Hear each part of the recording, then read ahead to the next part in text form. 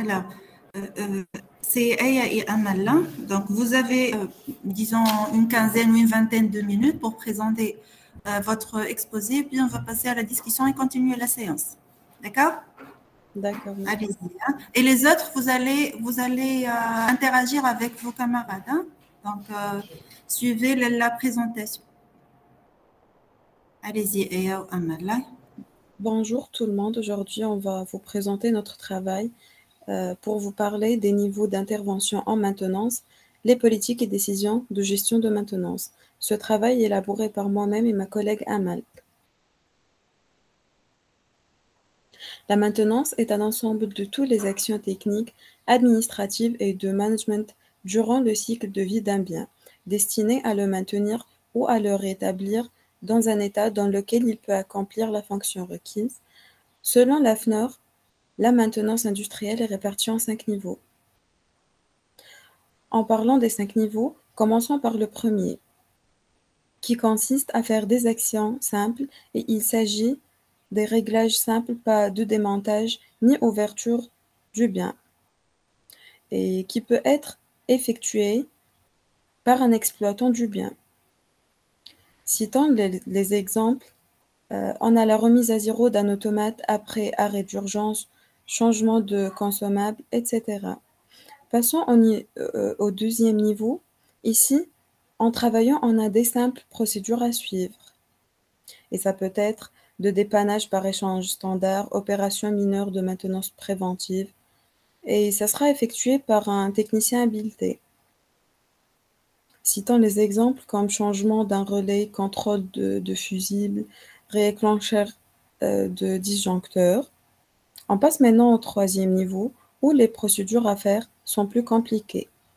L'identification et diagnostic de panne, réparation par échange standard, réparation mécanique mineure, maintenance préventive. Et ça peut être réalisé par un technicien spécialisé. Et citant les exemples, l'identification de l'élément défaillant, recherche de la cause, élimination de la cause, remplacement. Le quatrième niveau nécessite des opérations qui ne peuvent pas être réalisées qu'à travers une maîtrise technique, comme les travaux importants de maintenance corrective ou préventive, sauf rénovation et reconstruction, réglages des appareils de mesure, contrôle des étalons. Et c'est à travers une équipe avec un encadrement technique spécialisé.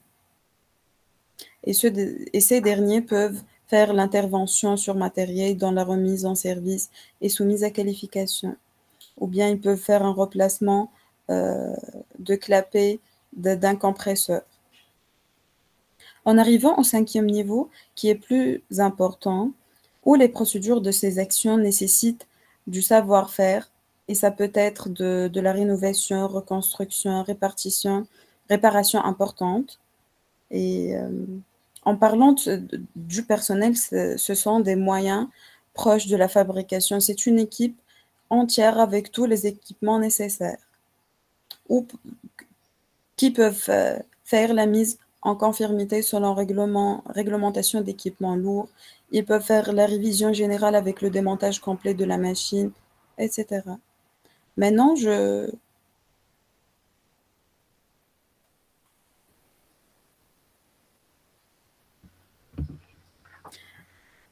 passe la parole à ma collègue Amal. Il y a une autre façon de diviser les niveaux selon le concept de Total Protective Maintenance. Les niveaux se divisent en 3 groupes. En regroupant, selon la gestion classique, on a le niveau 1 et 2, et selon l'approche de TPM, on a le niveau 1 qui regroupe ces deux niveaux et qui s'appelle la maintenance de l'opérateur. Les niveaux 2 et 4 sont regroupés en un niveau 2 de maintenance spécialisée.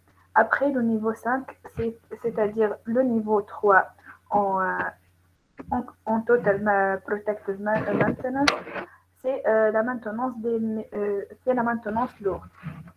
On passe maintenant à la décision et politique de la gestion de maintenance. Comment peut-on définir la politique et la décision de la gestion de maintenance? Pour faire ça, on commence par diviser, en- on commence par les diviser en 6 éléments. Le premier élément, c'est le parc matériel, c'est-à-dire les équipements sous la responsabilité de la service de maintenance. Après, le deuxième élément, c'est que la société doit définir son niveau de maintenance, ce qui consiste à savoir on est en quel niveau pour choisir le matériel et le personnel comme besoin. Après, le troisième élément, c'est le stockage des pièces de rechange. C'est-à-dire, si l'usine a besoin de pièces de rechange spéciales, l'usine doit avoir un magasin à son propriété, ou si il a besoin juste des pièces de rechange standard, l'usine doit avoir une liste des fournisseurs. Le quatrième élément, c'est la sous-traitance.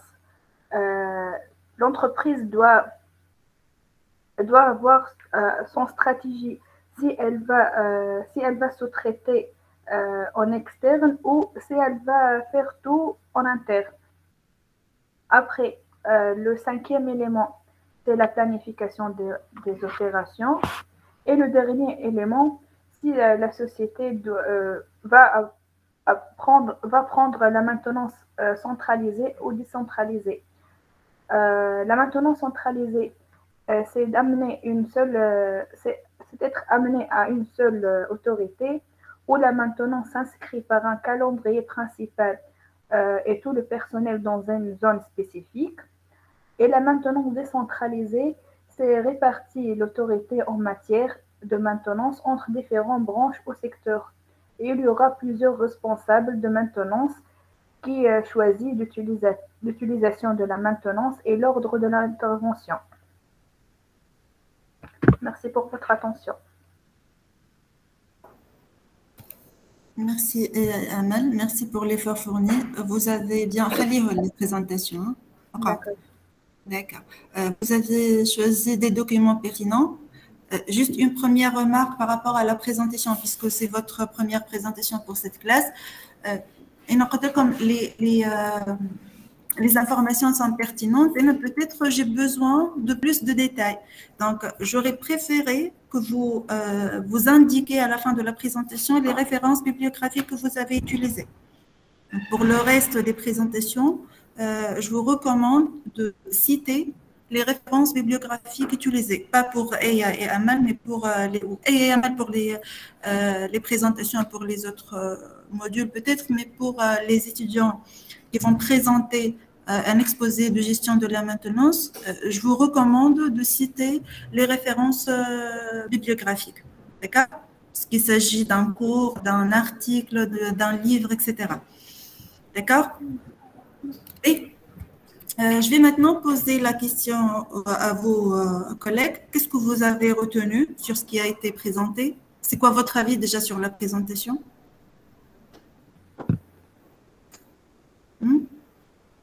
Vous n'avez rien compris? C'était mauvais?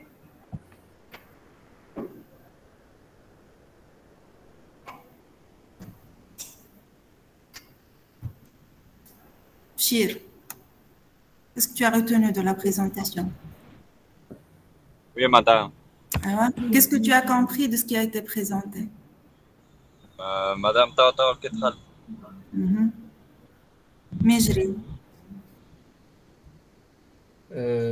Bonjour. Ils ont bien présenté. Qu'est-ce qu'ils ont présenté? Qu'est-ce que tu as compris de ce que tes camarades ont présenté? La maintenance productive totale, TPM. Je remarque qu'il y a 3 niveaux selon leur présentation dans le TPM.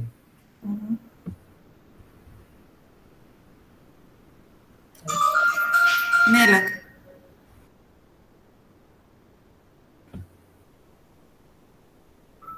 Melek Soula.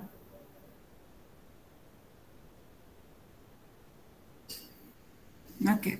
Mais, s'il vous plaît, s'il s'agit d'une séance présentielle ou distancielle, c'est la même chose. Donc, lorsqu'il y a une présentation, il faut interagir. D'accord? Les deux filles présentées, d'accord? D'accord. Il faut interagir et ça fait partie du cours. Moi, j'ai désigné par hasard, mais ce que je suis en train de dire, c'est pour tout le monde. Hein? Moi, les quelques-uns que j'ai sélectionnés. Peut-être ils n'ont pas de chance, mais je suppose que les autres aussi ont la même attitude. D'accord?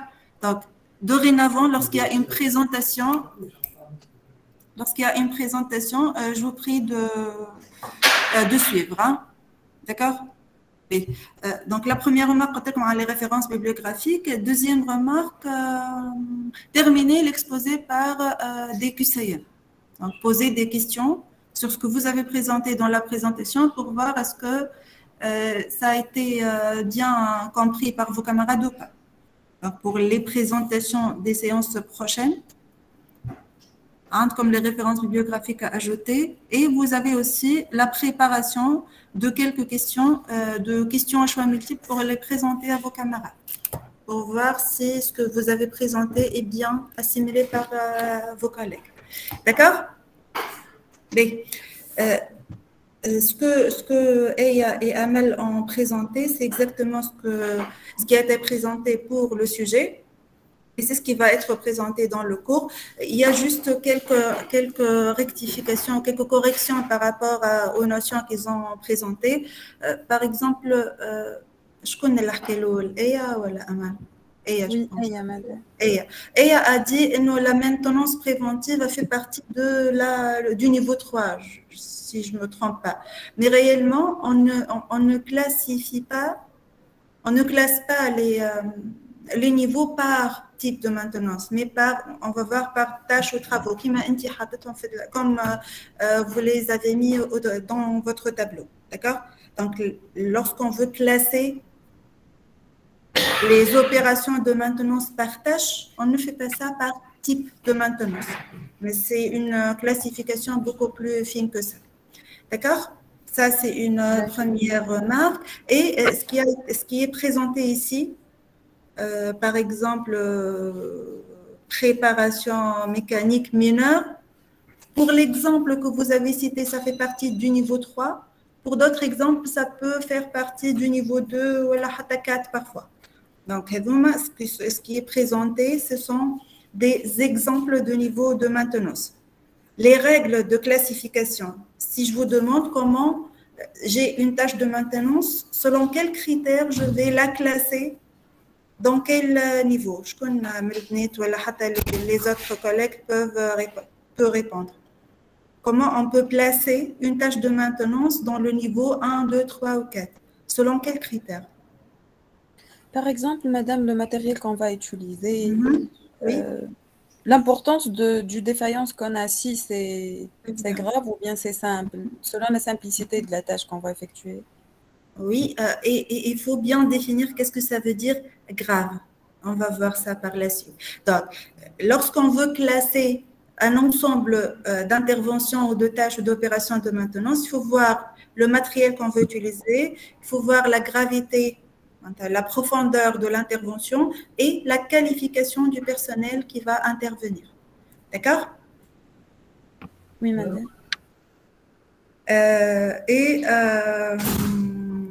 La diapositive 7, s'il vous plaît. Oui. Ça, c'est très bien présenté. Il fallait juste préciser une catégorisation de ces éléments de définition de la politique de maintenance. C'est ce qu'on doit définir. Par exemple, est-ce que vous pouvez me répondre, qu'est-ce que le parc matériel? La dernière semaine. Qu'est-ce qu'on appelle parc matériel pour le service maintenance, par exemple? Madame, c'est l'équipement sous la responsabilité de service de maintenance. Qui peut être quoi, Amal? Ces équipements? Oui. Les machines, les outillages. Quoi d'autre? Est-ce que le bâtiment, par exemple, fait partie du parc matériel pour le service maintenance? Oui, madame. Oui, ça peut faire partie de ce parc matériel, comme ça peut ne pas l'être. D'accord? On va revenir à ça dans le support de cours. Pour la planification des opérations, Oui. quel type d'opération on va planifier? Est-ce qu'on planifie les opérations correctives, préventives et amélioratives? Est-ce que c'est possible de planifier la maintenance corrective, par exemple?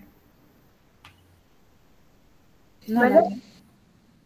on a la planification du calendrier de maintenance sur une année ou sur. Oui, mais quel type de maintenance? La question est pour tout le monde, hein? Conditionnel. Uniquement conditionnel. Vous êtes tous d'accord sur ça? Quel type de maintenance on va planifier dans un planning annuel de maintenance, par exemple? La question est pour tous les étudiants. Préventif, madame. Uniquement préventif, donc conditionnel et systématique. Vous êtes d'accord?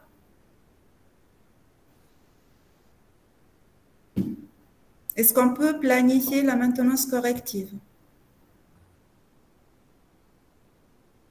Préventive, madame, pour Ah, planifier madame. Non. la maintenance préventive. C'est quoi la définition de la maintenance corrective? Ce sont des opérations qui ont lieu après panne ou défaillance. D'accord? Si je vous dis qu'il y a des éléments de la maintenance corrective qui peuvent être planifiés, est-ce que vous pouvez imaginer comment on peut, entre guillemets, planifier un événement fortuit aléatoire? Comment on peut planifier un événement aléatoire? Aléatoire, Roma, les interventions correctives. Hakawale. Oui. Oui, donc comment on peut, entre guillemets, planifier un événement aléatoire? Dans quel sens, je veux dire? Dans quel Il sens? faut se préparer, madame. Il faut se préparer, très bien, mais je l'ai. Donc, le fait de, entre guillemets, je répète, planifier une maintenance corrective ne veut pas dire mettre sur un planning, mais plutôt, par exemple, acheter les pièces de rechange. Prévoir un magasin de pièces de rechange ou bien recruter un employé de plus, voilà, laisser disponible pour quelques heures, quelques intervenants dans le service maintenance, dépendamment du nombre des équipements. D'accord? Donc planifier la maintenance corrective, c'est dans le sens de se préparer pour ces événements aléatoires. D'accord? Et on va revenir pour les autres composants des politiques de maintenance dans le cours. Merci les filles, vous pouvez arrêter la présentation et vous partagez votre présentation sur le lien Drive partagé dans votre classroom. Hein? N'oubliez pas. Je vais partager ma présentation et je vais reprendre quelques parties présentées par vos camarades et ajouter quelques autres parties. D'accord?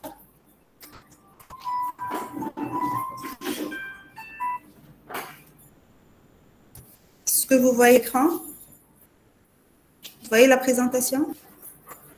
Oui. D'accord. Essayez d'interagir, s'il vous plaît, avec mes questions. J'arrive pas à voir le NIT, la diaporama, donc ne me laissez pas parler toute seule, s'il vous plaît. D'accord?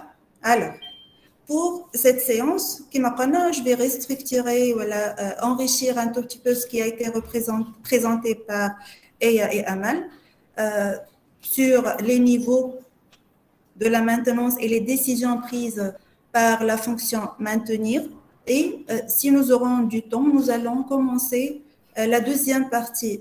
Après l'introduction et les concepts de base, nous allons commencer la partie d'analyse des défaillances. Ce sera le sujet de votre présentation de la semaine prochaine. On va en parler à la fin de cette séance. Alors, une petite récapitulation, si vous voulez, un récapitulatif de ce que nous avons vu dans les deux premières séances. Nous avons dit que la maintenance industrielle, c'est un ensemble d'opérations qui peuvent être techniques, managériales ou de management, qui ont pour objectif de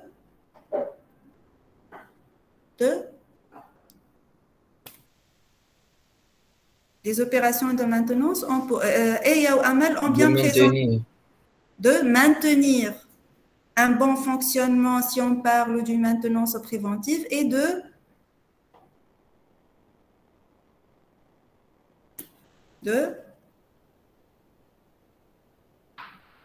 rétablir un bon fonctionnement s'il s'agit d'une maintenance corrective. La mission principale de la maintenance, c'est la gestion de ce que nous avons appelé, ce que vos camarades ont appelé le parc matériel, avec 3 sous-fonctions, si vous voulez, les détails des fonctions de maintenance. Je mets les 3 fonctions de la maintenance. C'est la direction ou bureau et méthode, hein? La planification et l'ordonnancement, et l'exécution ou la réalisation. Et chaque fonction est réalisée par un intervenant ayant des compétences bien particulières. Par exemple, l'exécution, elle recommande quel type de compétences? Le technicien qui va intervenir dans la fonction exécution, il a besoin de quel type de compétences? Managériel? Technique. Non, technique. Donc, il doit avoir des compétences techniques. Puis, pour la planification et l'analyse des interventions, j'ai besoin de compétences, en plus des compétences techniques, des compétences de planification et d'analyse de déroulement des interventions. Puis, pour le bureau et méthode, j'ai besoin des compétences techniques, compétences de planification et compétences de management avec la capacité ou la possibilité, par exemple, de recruter, de sous-traiter, d'acheter des pièces de rechange, etc. D'accord? Pour ce qui est qualification. Et je rappelle aussi que la qualification des agents de maintenance ne veut pas dire un diplôme. Je parle de compétences requises pour exécuter des tâches ou une fonction. Pour les types de maintenance, nous avons parlé bien sûr de la maintenance corrective, préventive avec ces 2 catégories systématiques et conditionnelles. Systématique lorsque je parle d'un échéancier ou un nombre d'unités d'usage qui peut être par exemple le temps, nombre de pièces produites, nombre de kilomètres, nombre de tours, etc. Ou selon l'état du bien, et là je parle de la maintenance préventive conditionnelle, avec une décision volontaire prise selon ce qu'on appelle la dégradation du bien ou de l'équipement dont je suis en train de maintenir, si vous voulez. Pour les opérations de maintenance, je nomme les opérations de maintenance. Des opérations de rénovation, de reconstruction, d'achat de nouveaux matériels, par exemple. Donc, ce sont des opérations générales de la fonction maintenance. Et pour chaque type de maintenance, j'ai des opérations particulières. Pour la maintenance préventive, par exemple, j'ai 3 opérations principales. L'inspection, le contrôle et la visite. L'inspection, c'est par exemple des rondes journalières ou des interventions simples de réglage sans décision. Le contrôle, ce sont des inspections avec une éventuelle prise de décision si un écart est constaté, c'est-à-dire j'ai des seuils, j'ai des valeurs de comparaison et une décision à prendre par la suite. Est-ce que le fonctionnement est bon ou pas par rapport à un niveau de tension, par exemple. Et la visite, c'est une intervention, l'intervention la plus profonde de la maintenance préventive qui nécessite dans la plupart des cas un arrêt et ça se passe généralement une seule fois par an. C'est ce que la révision générale des installations en été, par exemple, pour la majorité des entreprises industrielles en Tunisie. Pour la maintenance corrective, nous avons 2 opérations de maintenance qui sont pour la maintenance corrective. Quels sont les 2 types d'opérations que vous connaissez Le tous. dépannage et la Le réparation. dépannage et la réparation. Le dépannage lorsqu'il s'agit d'une remise en service temporaire du bon fonctionnement et la réparation lorsqu'on va éliminer définitivement cet arrêt de production, cette défaillance. Et là, c'est la différence entre la maintenance palliative pour le dépannage et curative pour la réparation.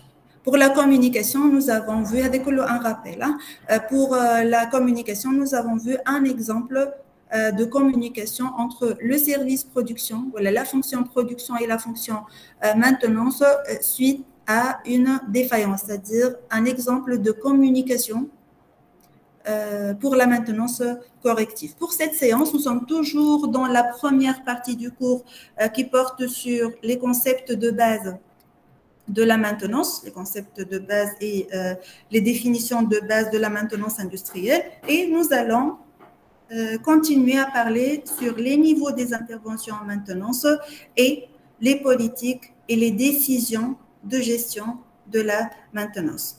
C'est ce qui a été présenté par Eya et Amal.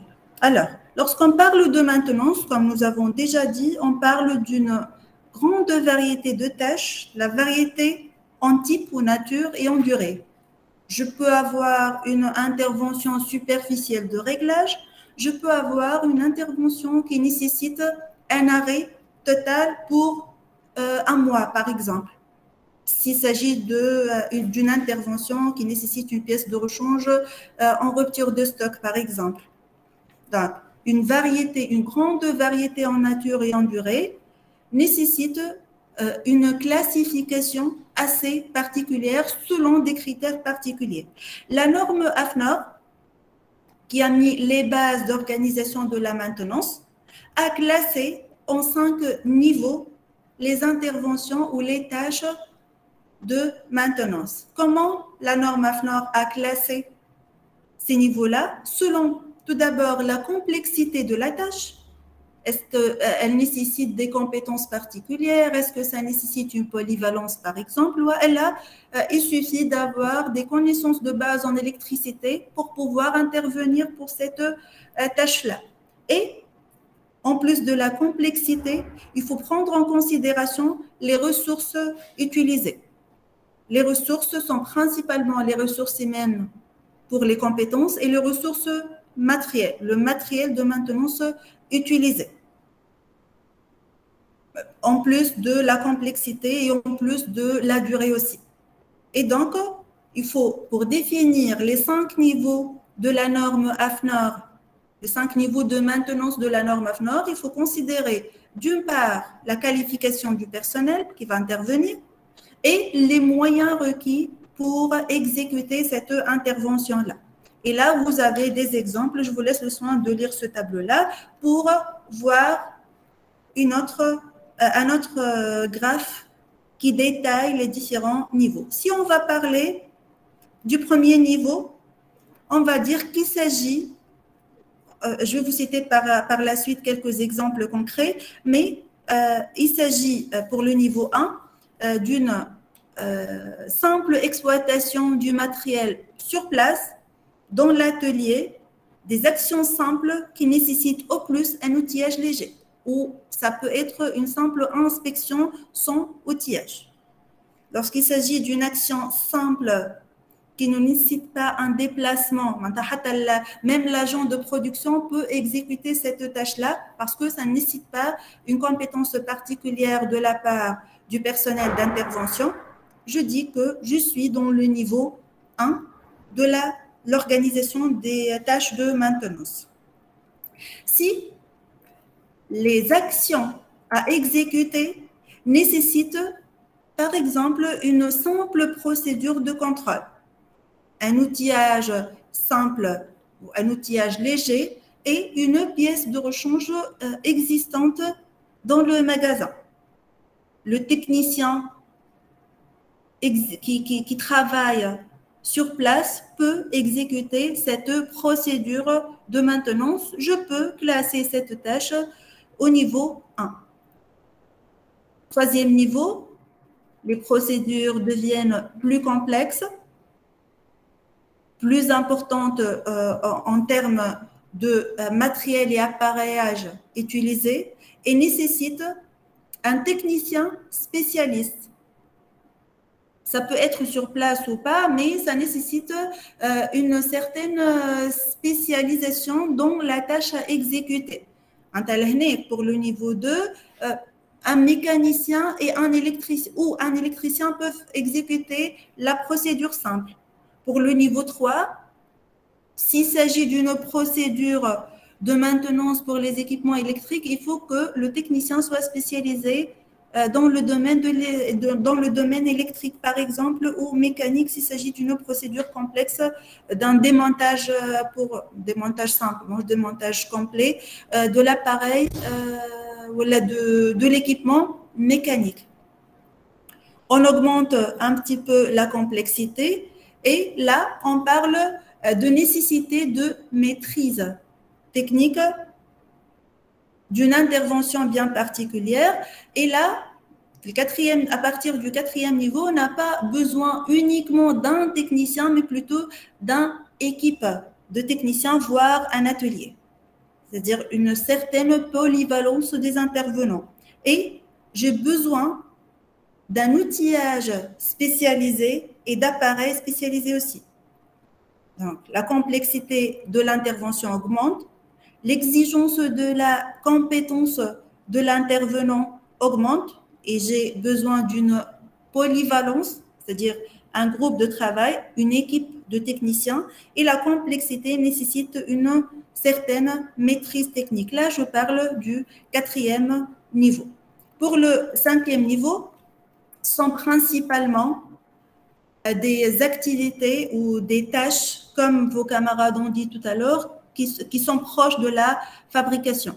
Par exemple, la reconstruction, la rénovation, un démontage complet de la ligne de production.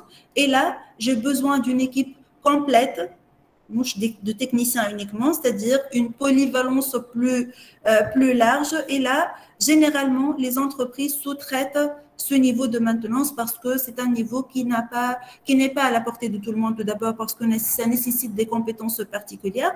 Et en plus de ça, ce sont des interventions qui sont rarement mises en place.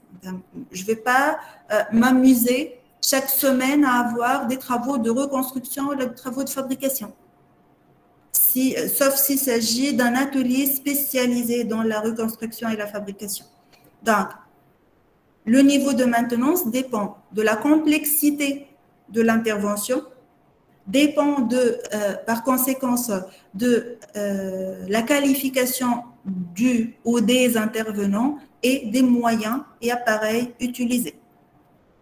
Ça dépend, la classification dépend de l'activité, dépend de la nature des équipements. Est-ce qu'il s'agit, par exemple, d'équipements manuels, une chaîne de production manuelle ou une chaîne de production automatisée? On ne va pas traiter les interventions de maintenance de la même manière.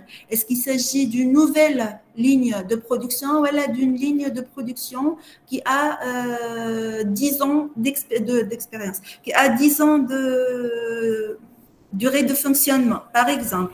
Donc, les règles générales ou la complexité, la qualification de l'intervenant et les moyens requis, mais il faut aussi prendre en considération l'activité, l'âge des machines ou leur état, l'âge et l'état, et la nature des équipements. Est-ce qu'il s'agit de production manuelle ou production automatisée ou semi-automatique? D'accord? Ça dépend aussi, bien sûr, l'outillage, ça dépend aussi des pièces de rechange. Est-ce qu'il s'agit de pièces de rechange standard ou de pièces de rechange qui nécessitent une construction personnalisée?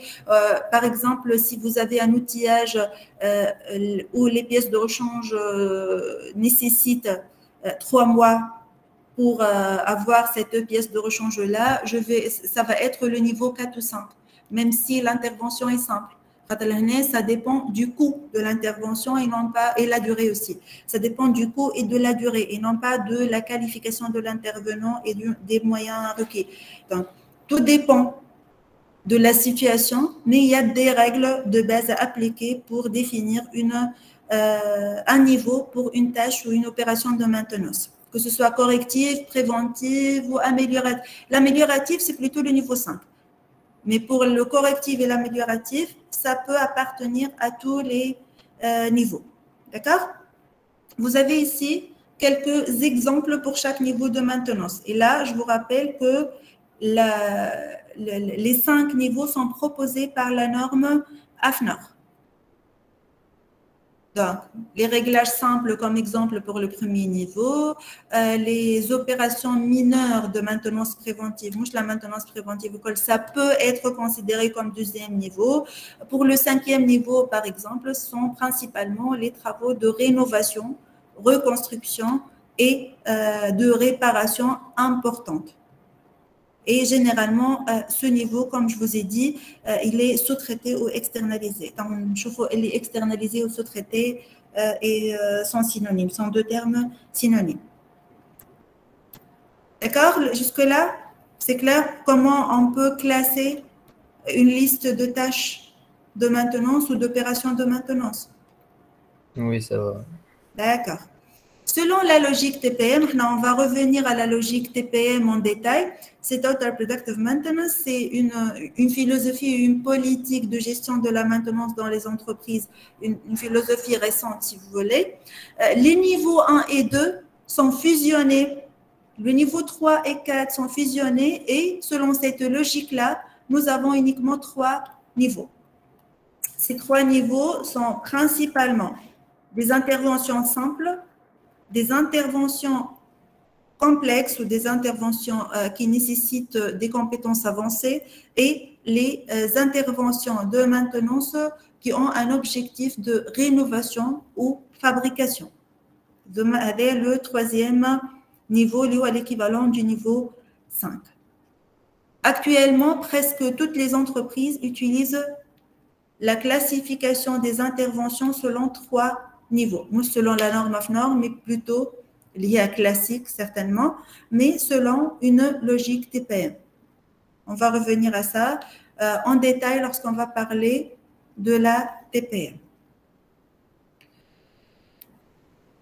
Pour les décisions maintenant, il y a principalement 4 décisions à prendre. La première décision, c'est le parc matériel. Et nous avons dit que le parc matériel, il peut être composé par ou bien matériel de production uniquement, ou bien matériel périphérique à la production uniquement, ou bien par les équipements et les bâtiments de l'infrastructure uniquement, ou elle a 2 composants parmi les 3, ou elle a les 3 composants ensemble. Comment, la question maintenant, comment on fait la différence entre matériel de production et matériel périphérique à la production? Qui peut répondre? Qui peut nous rappeler la différence entre matériel de production et matériel périphérique à la production? Comment je peux faire la différence? Selon le besoin, madame. Selon le besoin. Un petit exemple d'entreprise. Je vous rappelle la titre comme l'exemple de Tunisair et les avions de Tunisair. Est-ce que c'est un matériel de production ou périphérique à la production? Les avions. Périphérique à la production. C'est périphérique. Pourquoi? Comment vous avez choisi que c'est périphérique? Une règle. C'est quoi la fonction principale de Tunisair? Transport aérien.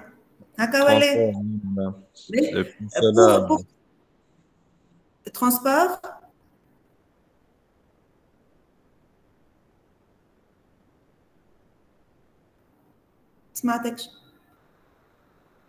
Le transport, ce transport aérien, il est assuré par quoi? Ce transport aérien, il est assuré par quoi? Par les avions. Nous, on nous dit par les avions. Est-ce que les avions, c'est un matériel périphérique à la production de Tunisair? Matériel de production, sans les avions, il n'y a pas de service, il n'y a pas de production. Voilà. Donc, pour déterminer, très bien, pour déterminer un matériel, s'il s'agit d'un matériel de production ou périphérique à la production, il faut d'abord déterminer la fonction principale de cette entreprise-là. Si ce matériel participe à la réalisation de la fonction principale, il s'agit de matériel de production si ça participe dans la production, mais il ne s'agit pas de la fonction principale. On dit que c'est un matériel périphérique à la production. Je prends par exemple l'entreprise BMW. Ils certainement un avion ou plus. L'avion pour BM, est-ce que c'est un matériel de production? Non, C'est un périphérique à la matériel production. périphérique à la production, voire infrastructure aussi. Parce que ça ne participe pas à la fonction principale de BM qui est la fabrication ou la production de voitures de la marque BM. D'accord? Donc, matériel de production, c'est tout ce qui participe à la réalisation de la fonction principale de l'entreprise. Matériel périphérique à la production, tout ce qui participe à la production, mais qui n'est pas nécessaire pour n'est pas directement utilisé pour réaliser la fonction principale. L'infrastructure, c'est tout ce qui est installation sanitaire, par exemple, installation d'éclairage, installation de chauffage, de climatisation, les magasins de stockage, les bâtiments dans le cas général, etc. Donc, un service de maintenance peut avoir sous sa responsabilité tout ce matériel-là. Là, il peut avoir uniquement le matériel de production ou deux parmi ces trois composantes. L'essentiel, lorsqu'on va définir le parc matériel, il faut classer le matériel selon cette catégorisation sous forme d'une arborescence ou autre. La façon, la méthode la plus utilisée, c'est de présenter ce parc matériel selon une arborescence. On va voir des exemples d'arborescence dans d'autres modules pour cette année. D'accord? Donc, c'est la première étape à faire pour dire que j'ai commencé à définir une politique de maintenance dans mon entreprise. Deuxième point, c'est définir les niveaux de maintenance à appliquer. Les niveaux que nous étions en train d'expliquer juste avant cette partie-là. Est-ce que je vais avoir 1, 2, 3 ou 5 niveaux de maintenance et définir pour chaque niveau quelle est la profondeur de l'intervention pour dire qu'il s'agit du niveau I, quel outillage utiliser, quelle est la qualification de l'intervenant et je peux aller même jusqu'aux durées d'arrêt et le coût des interventions. Je peux définir les niveaux selon la profondeur. Lorsqu'on dit profondeur de l'intervention, ça peut aussi considérer et les coûts et la durée d'arrêt. D'accord? C'est la deuxième composante, le deuxième élément d'une politique de maintenance après avoir défini le parc matériel. La troisième décision, c'est de répondre à 4 questions. Répondre à 4 questions, c'est-à-dire préparer les ressources nécessaires pour le service maintenance. Bien sûr, c'est dans l'ordre. Commencer par définir le parc matériel, puis le niveau de maintenance qu'on va adopter dans l'entreprise. Je peux par exemple dire, dans mon entreprise, je vais uniquement avoir des interventions simples de niveau 1. Je ne vais pas avoir des interventions profondes qui nécessitent des compétences particulières ou un outillage particulier. Troisième élément, c'est la réponse à 4 questions. On va citer les questions une par une et discuter les réponses à ces questions-là. La première question, qu'est-ce que je vais sous-traiter et qu'est-ce que je vais faire en interne? Je peux tout sous-traiter, c'est-à-dire je m'occupe uniquement en tant qu'entreprise industrielle de la production, comme je peux faire tout en interne. Tous les niveaux de maintenance pour tous les équipements de production périphériques à la production et infrastructure, je vais les faire en interne. Je peux dire par exemple, je vais sous-traiter la maintenance corrective et faire en interne la maintenance préventive. Ou inversement, je peux sous-traiter les niveaux 5, les interventions du niveau 5 et faire en interne les autres niveaux. Donc, il y a différentes décisions à prendre pour la sous-traitance. Et le fait de sous-traiter a des avantages et des inconvénients et le fait de faire en interne a des avantages et des inconvénients. Commençons par la sous-traitance. Lorsque je sous-traite une opération ou une intervention de maintenance, qu'est-ce que je vais gagner? Les avantages de la sous-traitance. Qu'est-ce qui peut être un avantage de la sous-traitance? Je m'en ai assez à la sous-traitance. C'est externalisation. C'est externaliser une partie de la fonction de maintenance pour une entreprise externe, bien sûr, tout en ayant un contrat de sous-traitance. Hein. Il y a des règles de sous-traitance, mais externaliser la responsabilité d'une ou plusieurs tâches de maintenance pour une entreprise extérieure qui est différente de l'entreprise industrielle en question. Alors, les avantages de la sous-traitance, est-ce que vous voyez? Il n'y a pas d'avantage. Là? Gagner de temps. Ça peut être un gain. Oui, précision, je vais revenir à la précision. Pour le gain du temps, est-ce que tu peux développer? Je m'en ai à gagner du temps. On a profité du temps de mes employés pour faire autre chose, c'est-à-dire optimiser la charge de mes employés. Deuxième, précision. Qu'est-ce que tu veux dire par précision?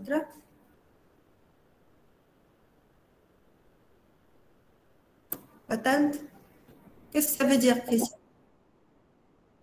Les sous-traitants, ça, les gens de sous-traitance sont. Oui, très bien. Généralement, un sous-traitant, il ne fait que ça. C'est-à-dire, il répète les mêmes interventions pour toutes les entreprises. Donc, l'expertise pour un sous-traitant, il est beaucoup mieux que l'expertise qu'une intervention s'il est une seule fois par an ou 2 fois par an. Donc, lorsque je sous-traite, je garantis la qualité de l'intervention. Et par conséquent, lorsque je garantis la qualité de l'intervention, il y a une partie de responsabilité qui est sous-traitée. Je soulage un peu ma responsabilité. Je demande au sous-traitant d'effectuer une intervention systématique mensuelle, par exemple, et je m'arrête là. Donc, c'est quelque chose qui ne fait plus partie de ma responsabilité d'une part et qui sera a priori faite avec plus de précision que le scénario où mes employés vont exécuter cette intervention-là. Donc, il y a une partie de la responsabilité qui est externalisée, éliminée de ma responsabilité, et il y a la qualité de l'intervention par généralement des spécialistes. Les sous-traitants sont des spécialistes de la matière et qui m'appelle votre camarade, minimiser la charge de mes employés. L'inconvénient de la sous-traitance maintenant. Voilà les inconvénients de la sous-traitance.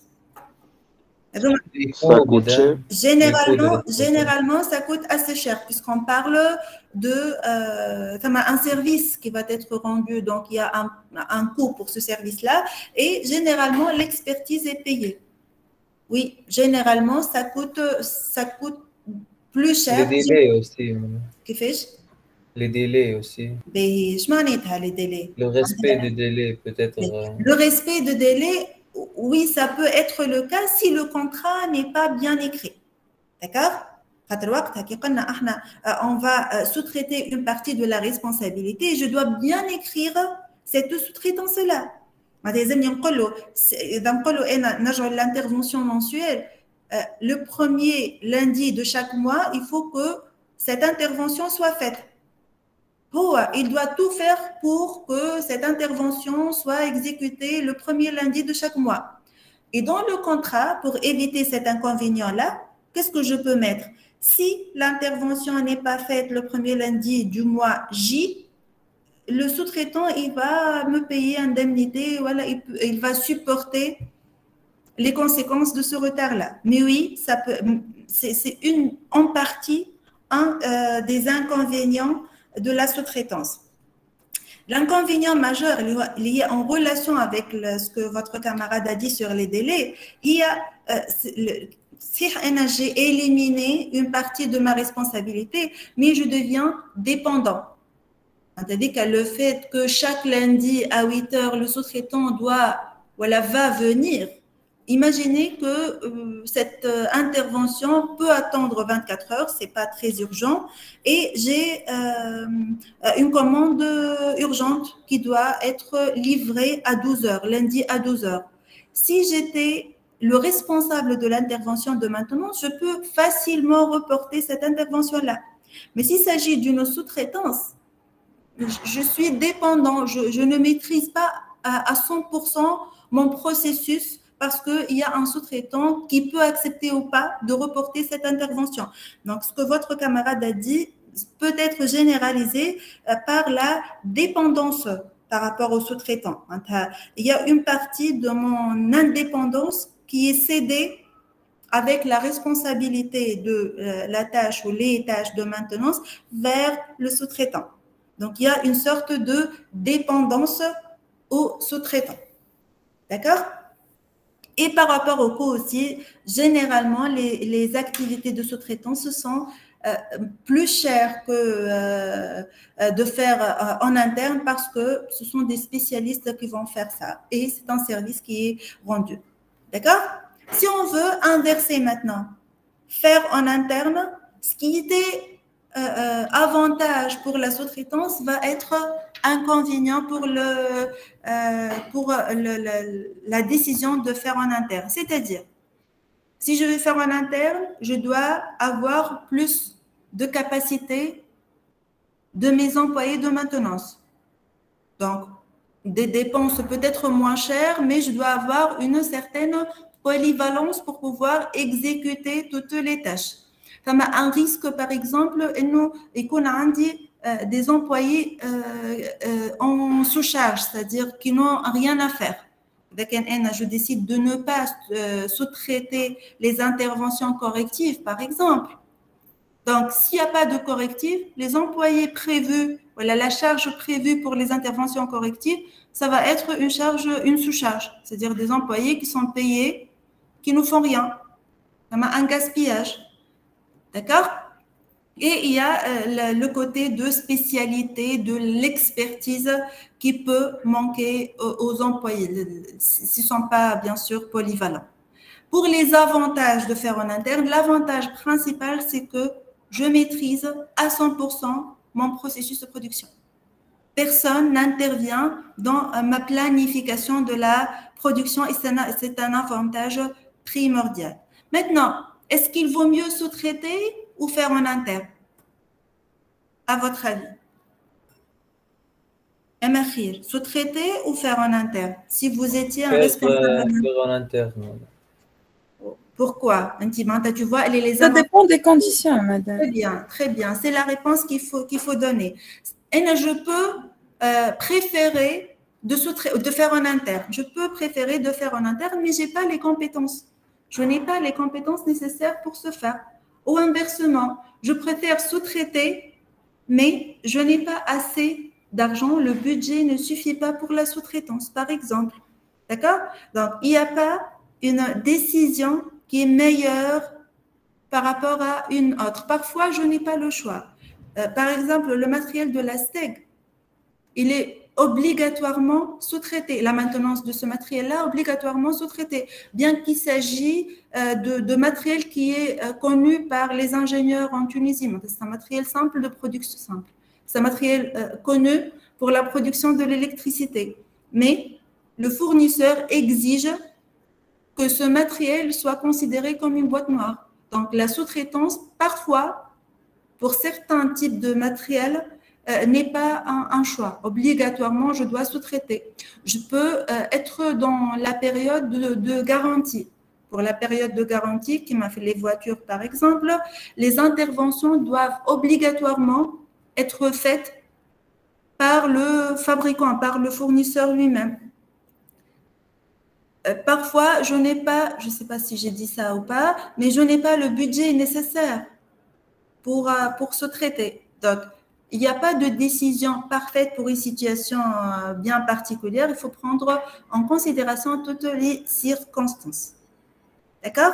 Mais généralement, ce qui est inconvénient pour la sous-traitance est un avantage pour pour le fait de faire en interne, c'est-à-dire ne pas sous-traiter. D'accord? Pour la première question. Pour la deuxième question, est-ce que je vais adopter une politique de maintenance centralisée ou décentralisée? Vos camarades ont bien expliqué qu'est-ce que ça veut dire centralisé et décentralisé. Qui peut nous rappeler la différence entre maintenance centralisée et maintenance décentralisée. مش البنات معناتها وحيد من الاولاد qui n'ont pas exposé. C'est quoi la différence entre maintenance centralisée et maintenance décentralisée? C'est clair. Alors حتى كان ما سمعتوش vous pouvez imaginer c'est quoi la différence, tout simple.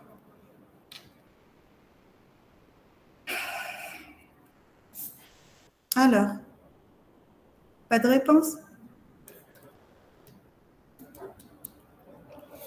Centraliser, c'est-à-dire avoir un même service maintenance, un seul magasin de pièces de rechange, les mêmes employés chargés de la maintenance de tous les ateliers ou toutes les lignes de production d'une même entreprise, ou même plusieurs sites d'une même entreprise.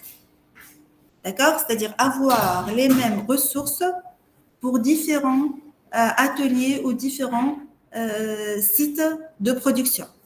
Décentraliser la maintenance maintenant veut dire que chaque atelier ou bien chaque site a ses propres ressources. Je suis une entreprise avec un site à Tunis et un site à Djerba, par exemple. J'ai un service maintenance à Tunis et un service maintenance à Djerba. Est-ce que c'est centralisé là ou décentralisé? Décentralisé. Décentralisé, ça aide. Les avantages maintenant de la, par exemple, décentralisation. Les avantages de la décentralisation. Non. Un avantage de la décentralisation. Service rapide. Très bien, la réactivité. Donc, si j'ai besoin d'une intervention de maintenance, je n'ai pas à attendre. Ce sont des procédures simples d'intervention, des procédures simples et rapides d'intervention. C'est l'avantage principal. Quoi d'autre? Rapide et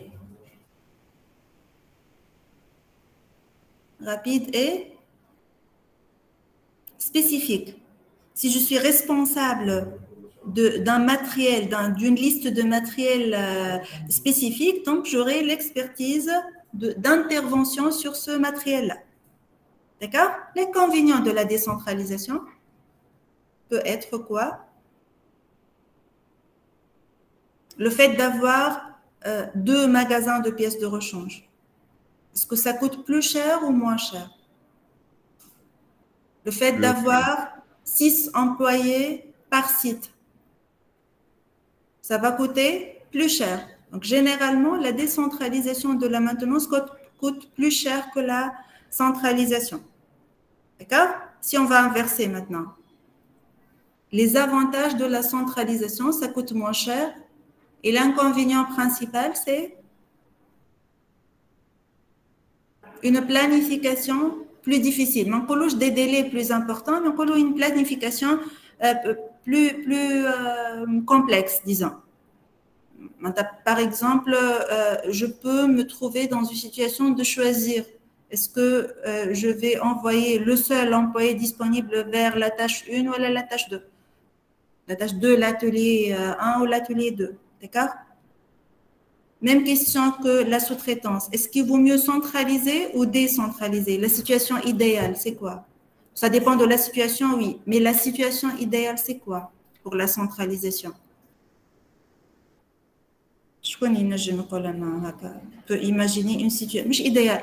La situation optimale. Optimale. On fait une situation idéale, en fait.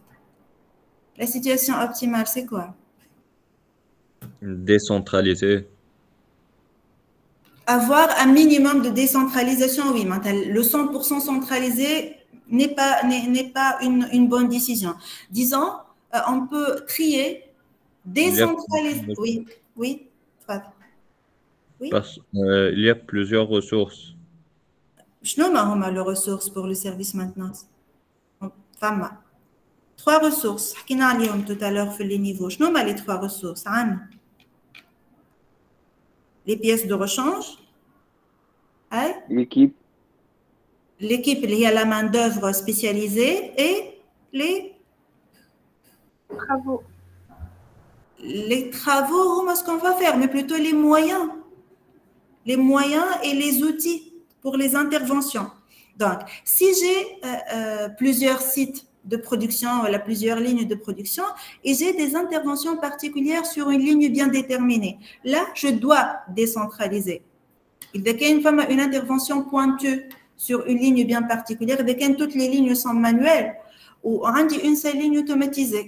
Donc, il y a des interventions particulières sur cette ligne automatisée. Je suis presque obligée de décentraliser dans les limites du possible et dès qu'on a le budget certainement et dès qu'on a les compétences aussi. Mais il y a des interventions qui ne sont pas fréquentes, qui sont pour toutes les lignes de production voilà, demandées par tous les sites. Je peux fournir un effort supplémentaire pour bien planifier les interventions et centraliser les ressources. D'accord? Une optimisation, quand tu fais la courbe de maximiser les dépenses ou minimiser les dépenses. Qu'est-ce que je gagne si j'augmente les dépenses ou qu'est-ce que je perds si je diminue les dépenses? Tu as un point optimal au milieu, un point optimal où je peux déterminer la somme approximative optimale à dépenser. Et là, je peux appliquer cette règle-là, en particulier pour la centralisation, pour le nombre d'employés. Il y a des courbes pour déterminer le nombre d'employés optimal.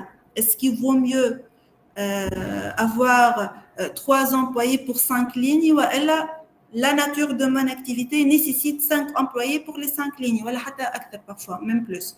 D'accord? Donc, il n'y a pas de règle, il y a une optimisation à faire pour cette question aussi. Est-ce que je dois adopter une politique de maintenance centralisée ou décentralisée? C'est très mauvais de tout décentraliser et ce n'est pas pratique de centraliser toutes les ressources de maintenance. Lorsqu'on parle de centralisation, on parle de ressources. Et les trois, les ressources.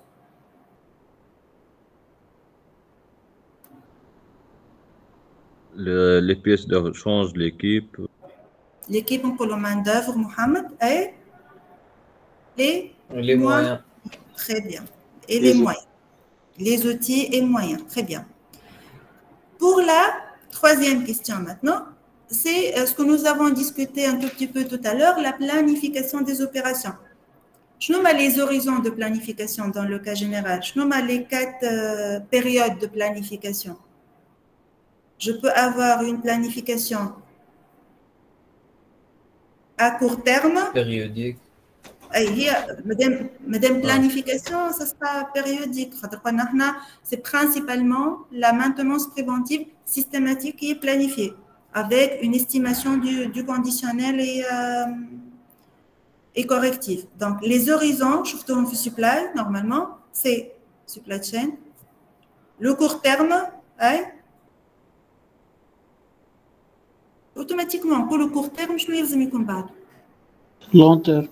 Moyen terme et long terme, voilà. Est-ce que Moyen je vais terme, long avoir, très bien, est-ce que je vais avoir, je m'en ai en fait planifier les opérations, c'est-à-dire lorsque je vais définir mes indicateurs de performance, est-ce que je vais considérer uniquement des indicateurs pour le quotidien, pour le court terme, c'est-à-dire le TRS, par exemple, pour une semaine bien déterminée, ou là, je vais plutôt viser le moyen terme, c'est-à-dire l'exercice annuel, ou là, je travaille pour augmenter la durée de vie de mes équipements sur 10 ans, par exemple.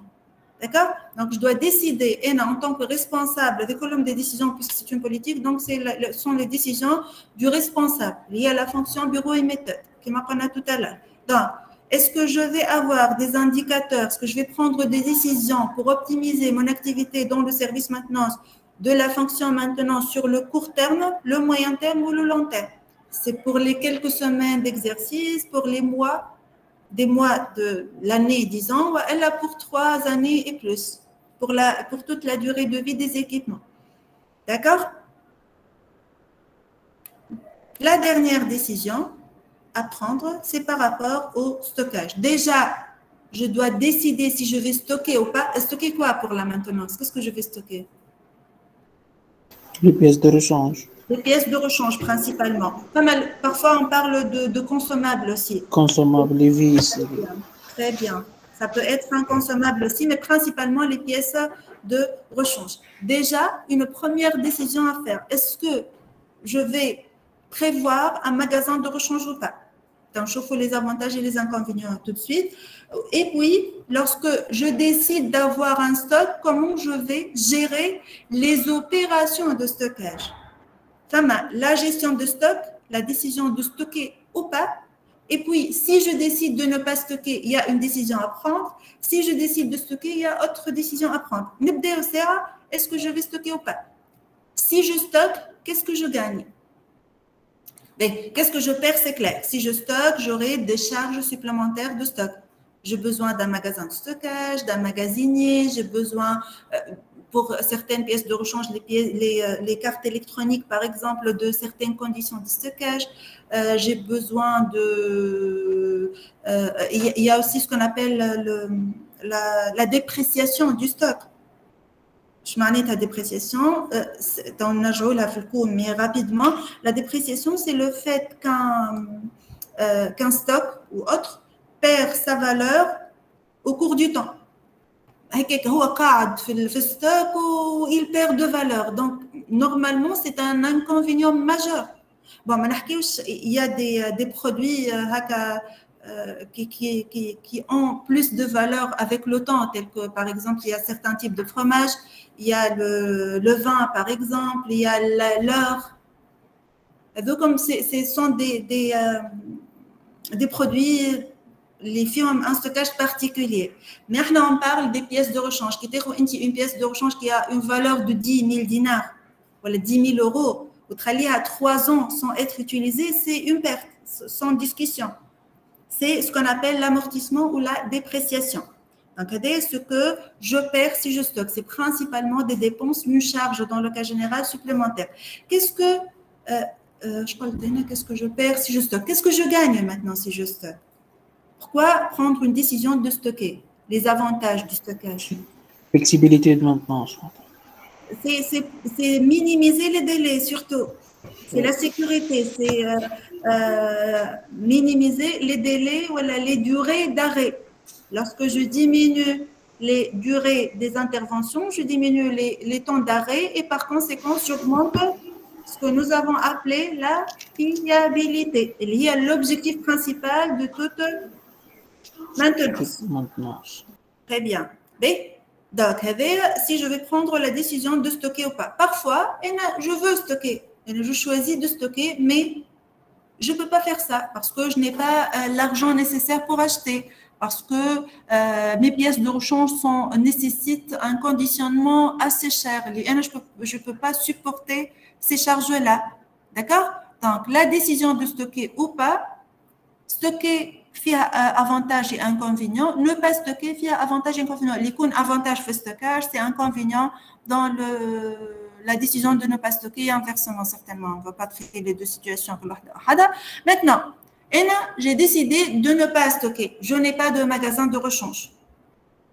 Est-ce que je m'arrête là ou il y a d'autres décisions à prendre? Je dois décider. Et lorsque j'aurai besoin d'une pièce de rechange, qu'est-ce que je fais? Je fais le tour du marché, lorsque j'ai besoin de la pièce, je cherche un fournisseur. Le stockage entre fournisseurs, madame. Je m'en un stockage avec un fournisseur. نشري ونخليه عند fournisseur. عاد كنشري تاني علاش نخليه عند الفورنيسور وعلاش نشري اصلا؟ Pourquoi acheter? Je peux faire quoi? نجم نعمل un contrat avec fournisseur. ايوا très bien. اذا كان le seul problème اللي عندي هو l'espace. إذا كان le seul problème اللي عندي هو l'espace, oui, je peux acheter ونخلي عنده. أما باقي il y a la dépréciation. Mais إذا كان أنا je n'ai pas l'argent d'acheter وإلا la pièce, elle est existante sur le marché. Donc, il n'y a pas un besoin d'acheter. Qu'est-ce que je peux faire? Je peux avoir un compromis avec le fournisseur pour des délais de livraison. Et je m'engage d'acheter au moins 300 pièces par année. 300, bon, rechange 300, 3 pièces de rechange par an. Ou il s'engage de me livrer dans des délais inférieurs à 24 heures, par exemple. D'accord? On peut faire ça. Ce que je voulais dire par ça, et nous, lorsque je décide de ne pas stocker, il faut se préparer pour le cas où j'aurai besoin de ces pièces de rechange-là. Au moins, je ne fais pas de compromis avec des fournisseurs, au moins je prépare la liste des fournisseurs de cette pièce-là avec les coûts approximatifs. D'accord? Si je décide de ne pas stocker. Si je décide de stocker, il y a deux choses à faire. La première chose, c'est la gestion du stock. Qu'est-ce que ça veut dire, la gestion du stock? C'est-à-dire préparer le magasin de rechange, le magasin où je vais mettre mon stock, préparer les conditions nécessaires si j'ai besoin de conditions nécessaires. Se fait une seule fois, c'est-à-dire l'infrastructure pour le stockage. Et c'est la gestion du stock. Maintenant, la gestion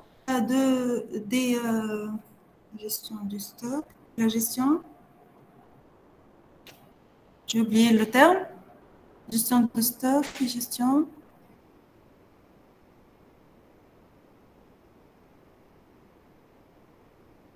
Je vais dire les transferts de stock, gestion de stock, gestion des flux de stock. Je me rappelle. Donc, femme à la gestion de stock, il y a la préparation du magasin, la préparation des conditions, et il y a la gestion des flux de stock, il y a fait continuellement avec la production. Combien de pièces je vais acheter, quand est-ce que je vais acheter, est-ce que ça va être périodique, est-ce que je vais attendre que le stock diminue et puis le remplir. Il y a 4 politiques de gestion de stock. Est-ce qu'on a parlé des politiques de gestion de stock en classe? Hein? Est-ce qu'on a parlé des politiques de gestion de stock? Je suppose que oui. Hein? OK, on a parlé des politiques de gestion de stock. On va revenir à ça lorsqu'on va... Allez, on ne va pas revenir à ça. Qui était présent pendant les 2 dernières séances, s'il vous plaît? Je connais les 2 dernières séances. أنا personnellement ما نتذكرش مدام حكينا.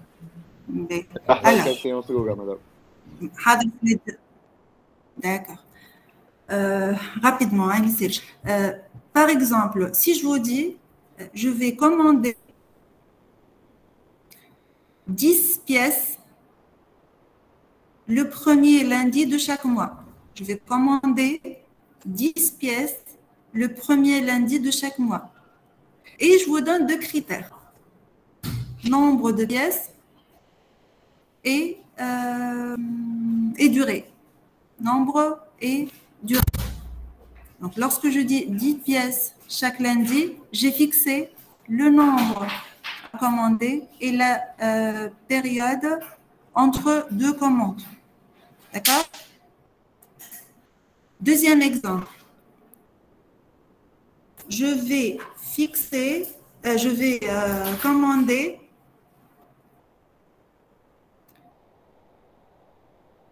10 pièces lorsque le niveau de stock atteint 30 pièces. Est-ce que je sais déjà quand est-ce que je vais commander? Je vais commander 10 pièces chaque fois. Non. Non, donc j'ai fixé la quantité et j'ai fait varier la date. Pour ne pas trop s'attarder sur ça, on dit 2 critères. Pour la gestion de stock, si je décide de stocker. La quantité à commander et la date de la commande. Je peux avoir les 2 paramètres fixes, l'exemple de 10 chaque lundi. Je peux faire varier un critère et fixer l'autre. En titre comme d'exemple, on a fixé la quantité et faire varier la date. Est-ce que vous pouvez me donner un exemple de fixer la date et faire varier la quantité? Fixer la date et faire varier la quantité. Un exemple concret. 30 pièces, 50 pièces. Fixer la date et faire varier la quantité. Tout simplement. Qui fait-je fixer la date? Fixer les dates. Chaque lundi, qui m'a Ben, chaque lundi, qu'est-ce que je fais? 30 pièces ou Quand on colle 40 pièces, j'ai fixé la quantité. Donc, chaque lundi, je peux effectuer un petit inventaire, que ce soit physique ou un inventaire par rapport au fichier Excel, quand on a des fichiers Excel, contrôler la quantité existante et j'ai toujours besoin de 100 unités au début de chaque semaine. D'accord? Quand on dit 70, je vais acheter 30. Quand on dit 20, je vais acheter 80, etc. Donc, j'ai fixé la date de commande et j'ai fait varier la quantité. Chaque politique de gestion de stock a ses conditions. On va revenir à ça. D'accord? Ce qui est à retenir, et si je décide de stocker, il y a 2 décisions à prendre. Après avoir, bien sûr, géré le stock une fois pour toutes, les flux de stock, la gestion des flux de stock, il y a 2 décisions. La quantité à commander, elle est fixe ou variable. La date de la commande, elle est fixe ou variable. Donc, pas de changement politique en tout. On a 2 paramètres où كل واحد ينجم يكون fixe ou variable. Donc, pas de changement politique en tout. Fixe, variable, variable, variable, fixe, variable. J'ai 4 politiques de gestion de stock. D'accord? Voilà, lorsque je veux définir une politique de maintenance, quelles sont les décisions à prendre? Le parc matériel, les niveaux de maintenance, est-ce que je vais sous-traiter ou faire en interne? Est-ce que je vais adopter une politique de centralisation ou décentralisation? Comment je vais planifier l'horizon de planification de mes opérations de maintenance avec les indicateurs de performance associés et la décision de stocker ou pas et les décisions qui en résultent. Ou bien préparer une liste de fournisseurs, ou préparer des contrats par rapport à une pièce bien particulière, ou là, qui m'a dit votre camarade acheter ou khali un fournisseur, bien que l'inconvénient de dépréciation persiste là. Si je décide de stocker, il y a les décisions des quantités et des délais à fixer. D'accord? Des questions? Non? Pas de questions. On a terminé avec la première partie, les concepts de base et les enjeux de maintenance. Ça a pris trois séances. Et à partir de la prochaine semaine, on va traiter la partie méthodologie d'analyse des défaillances. On va commencer par quelques définitions et vocabulaire nécessaires pour la compréhension de cette méthodologie, puis on va passer aux méthodes qualitatives et quantitatives de défaillance, d'analyse de défaillance. D'accord? Rapidement, qui peut me rappeler la définition de défaillance? J'ai dit la définition au moins 10 fois. Donc, je recommande maintenant au moins un qui me donne une définition correcte de défaillance, s'il vous plaît.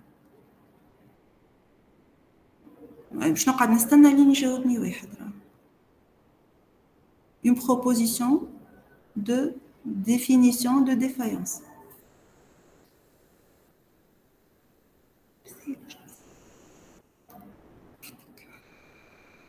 Je vous attends.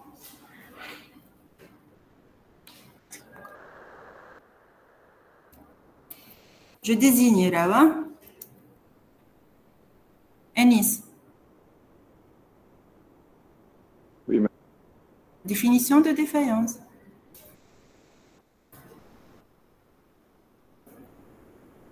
Définition de...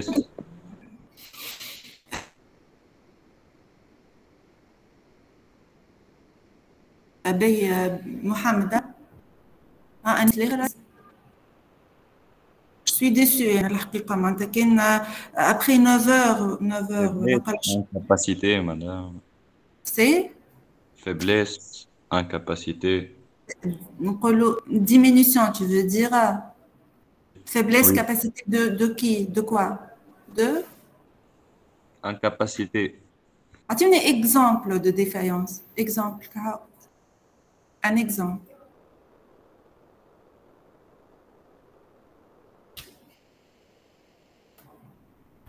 Vous êtes là, c'est à... حلوا لي les caméras. حلوا الكامل نسكت.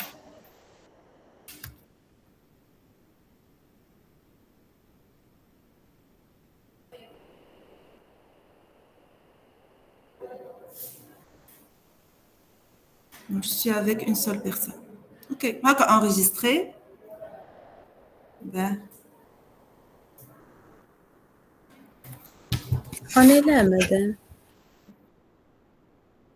On est là. مش une seule personne, 5 personnes. هكا خير من بليش. Alors, la défaillance, selon la norme française, c'est l'altération ou la cessation d'accomplir une fonction requise. C'est la 11e fois. Donc, s'il vous plaît, c'est primordial de retenir les définitions de base à Aïchka. Heureusement que c'est la dernière séance en ligne. Hein. Sinon, je ne défaillance. Oui, heureusement, madame. Heureusement. Ah, pour vous aussi, c'est partagé, donc très bien. Je vais m'arrêter là, il n'y a pas d'interaction. On fait les définitions, rien. Pour la prochaine séance, j'ai besoin de 2 présentations.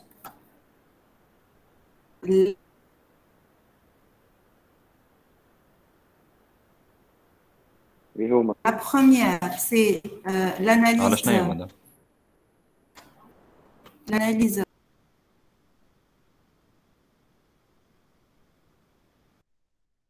Comme les 2 sujets, l'analyse quantitative de défaillance par la méthode ABC ou la méthode Pareto, ou l'arbre de défaillance. Des volontaires? Madame, j'ai perdu la connexion ce matin. Les 2 sujets, l'AMDEC et de défaillance, c'est le sujet 2. Ou l'analyse quantitative par la méthode ABC ou sujet 2 madame قداش من personne sujet خذينا مدام احنا من المره الاخرى مدام sujet 2 défaillance méthode qualitative d'analyse.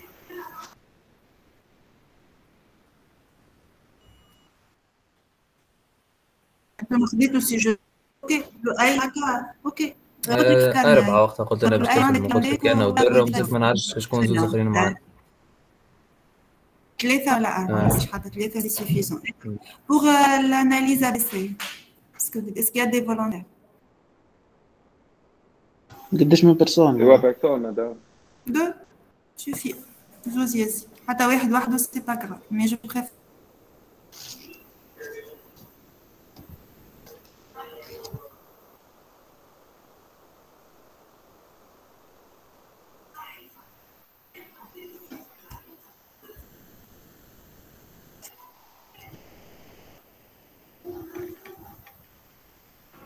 Madame, مانيهم les sujets disponibles خاطر اختاروا هما ما نعرفش مانيهم اللي disponibles.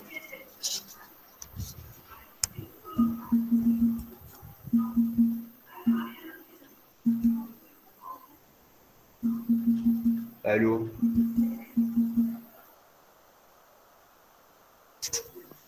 Analyse par de défaillance avec.